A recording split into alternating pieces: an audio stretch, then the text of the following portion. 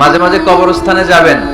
আল্লাহ রাসূল সাল্লাল্লাহু আলাইহি ওয়াসাল্লাম বলেছেন, নাহাইতুকুম আন জিয়ারাতিল কুবুর আলআনা ফাজুরুহা ফাইন্নাহা তুযাক্কিরুল আখিরাহ। সময় ছিল যখন আমি তোমাদেরকে কবর জিয়ারত করতে নিষেধ করতাম, বলেছেন মুহাম্মদ সাল্লাল্লাহু আলাইহি ওয়াসাল্লাম। কিন্তু এখন নিষেধাজ্ঞা আমি প্রত্যাহার করে নিলাম।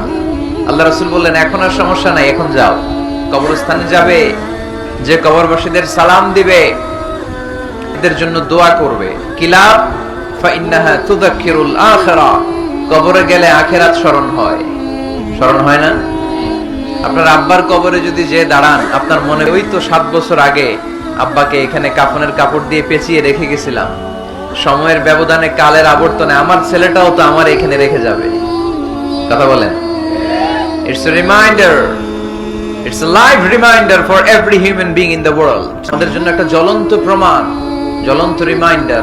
ওয়াযাক্কির ফাইন্না যিকরা তানফাউল মুমিনিন।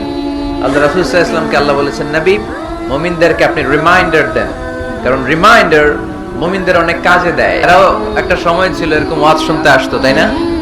আজকে নাই, সব শেষ। আমাদের এই শক্তিও থাকবে না। রং ধরা যৌবন জং ধরে শেষ। মরিচিকার পেছনে ছুটছি আমরা পাগলের মতো, ব্যস্ত সবাই, সবাই ব্যস্ত, সুপার বিজি। কেন বিজি নিজেও জানে না।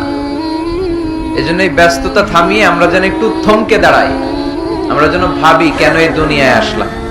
পাগলের মতো এই মরিচিকার দিকে, এই ধোকার দিকে যেন আমরা ছুটে না বেড়াই। এই মাহফিলগুলো একটা রিমাইন্ডার, ঠিক কিনা? এরকম ময়দানে, খেতে, ফসলের খেতে শীতকালে তাফসীর প্রোগ্রামের এই ইতিহাস, এই ট্র্যাডিশন, এই ঐতিহ্য আমার মাতৃভূমি বাংলাদেশ ছাড়া পৃথিবীর কোথাও নাই।